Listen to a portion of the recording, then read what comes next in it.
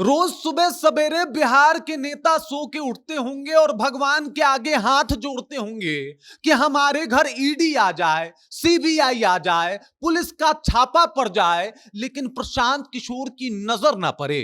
क्योंकि अगर प्रशांत किशोर की नजर पड़ गई तो भाई साहब पूरी कुंडली खंगाल दी जाएगी और उसके बाद जो चीजें सामने आएगी उससे पूरा बिहार हिल जाएगा।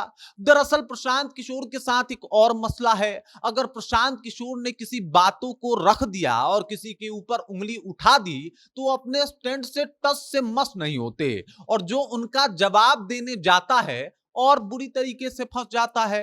वो कहावत सुनी होगी आपने कि अजगर का शिकंजा बड़ा तगड़ा होता है। जो जानवर उसके लपेटे में आ जाता है फिर जितना छटपटाता है उतना ही अजगर का जो है पकड़ वो और ज्यादा टाइट हो जाता है। और अभी सेम कंडीशन है प्रशांत किशोर से उलझने वालों की। अभी आपको बता दूं कि प्रशांत किशोर ने सवाल खड़े कर दिए थे मंगल पांडे के ऊपर और जवाब दे दिया गलती से मंगल पांडे ने। अब वो और बुरी तरीके से फंसते हुए दिखाई दे रहे हैं। प्रशांत किशोर ने एक बार फिर से उनको घेर लिया है और कई सारे सवालों की बौछार कर दी है। अब प्रशांत किशोर तो पहले 25 लाख का हिसाब मांग रहे थे, अब 61 लाख का हिसाब मांग रहे हैं, अब 100 करोड़ का हिसाब मांग रहे हैं। अब सोच रहे हैं मंगल पांडे कि भाई साहब 25 लाख का देते देते पसीना छूटा है, उसमें कुछ क्लियर नहीं हुआ, इसका कहां से हिसाब दें, पूरी कहानी क्या है सब कुछ आपको विस्तार पूर्वक बताएंगे, समझाएंगे। लेकिन उससे पहले मेरा परिचय जान लीजिए। मेरा नाम है रजत और आप जनता जंक्शन देख रहे हैं। आपको बता दूं कि एक प्रेस कॉन्फ्रेंस के दौरान जब मंगल पांडे के ऊपर प्रशांत किशोर आरोप लगाते हैं कि भाई साहब मंगल पांडे ने दिलीप जायसवाल से 25 लाख रुपया लिया घूस के तौर पे और उसके बाद उन्होंने उनके मेडिकल कॉलेज का जो है वो एनओसी करवाया। इस ये आरोप जो है वो लगा दिया जाता है और फिर बिहार में सियासी बवाल एकदम से उफान पे पहुंच जाता है।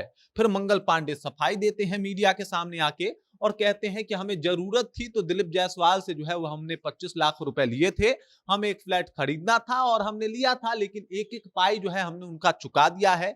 ये बात मंगल पांडे कह तो देते हैं लेकिन इस बात का एक्शन कम रिएक्शन ज्यादा हो जाता है क्योंकि प्रशांत किशोर फिर से पूछते हैं कि सवाल की एक बात बताइए, जब आपने दिलीप जायसवाल से पैसा मांगा था तो बस ये बता दीजिए कि अपने पिताजी के अकाउंट पे मांग के अपने पत्नी के अकाउंट पे क्यों भेजा था, इसके बारे में थोड़ी विस्तृत जानकारी दे दीजिए। क्योंकि अगर आपके मन में ऐसा कुछ नहीं था तो आप सीधे अपने अकाउंट पे मंगाते और अपने अकाउंट से अपनी पत्नी को भेज देते, लेकिन आपने ये नहीं किया। आपने दिलीप जायसवाल से अपने पिता के अकाउंट में पैसे मंगवाए और उसके बाद जो है आपने अपने पत्नी के अकाउंट में पैसे भेजे। उन्होंने कहा कि भाई आपने बताया कि 86 लाख रुपए का आपने फ्लैट खरीदा दिल्ली में, एक बात बता दीजिए 25 लाख का तो चलिए पता चल गया कि वो आपको जो है वो दिलीप जायसवाल भेजे थे, ये जो 61 लाख रुपए बच रहा है वो आपको किसने दिया था? इसके अलावा जो ये 100 करोड़ का एम्बुलेंस खरीदा गया है उसका भी एक बार हमें हिसाब दे दीजिए कि वो क्या सीन है और किस तरीके से आप खरीदे हैं, पैसा दिए हैं कि नहीं दिए हैं तो कितना दिए हैं।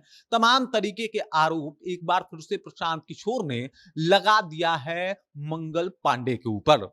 मैंने स्टार्टिंग में ही कहा था वो अजगर का शिकंजा वाला बात है कि भाई साहब जो फंस गया अब छटपटाए तो और बुरा तरीके से फंसोगे। प्रशांत किशोर का गेम अभी यही चल रहा है। आपको याद होगा दिलीप जायसवाल भी बहुत छटपटाए थे पहले, उसके बाद प्रशांत किशोर ने ऐसा मतलब गजब तरीके से उनको लपेटे में लिया था कि अब वो कह रहे हैं कि चुनाव तक हम किसी नेता के बारे में नहीं बोलेंगे ना, चुनाव तक हम किसी नेता को कुछ नहीं बोलेंगे। ये है प्रशांत किशोर का खौफ। हालांकि खौफ के ऊपर भी इनका बयान आया है कि लोग हमसे क्यों डरेंगे, हम कोई दबंग नेता नहीं है भाई, लोग तो लोगों से डर रहे हैं। ये जो नेता लोग हैं वो लोगों से डर रहे हैं कि अब लोगों के सामने उनका काला चिट्ठा बाहर आ रहा है और लोगों को पता चल रहा है कि भाई साहब ये जो लोग साधु बने फिरते थे इनके पीछे की पूरी कहानी क्या है। और इस तरीके से प्रशांत किशोर एक एक करके बारी बारी से सभी नेताओं को घेर रहे हैं। कुछ नेता तो अपने आप को बड़ा लकी भी मान रहे होंगे, वो लोग जो लोग प्रशांत किशोर के आने से पहले बिहार की राजनीति से दूर चले गए, या फिर वो लोग बड़े खुश होंगे कि भाई साहब चलिए हमारे टर्म में प्रशांत किशोर नहीं आए जो आज से 10 20 50 साल बाद राजनीति में आएंगे।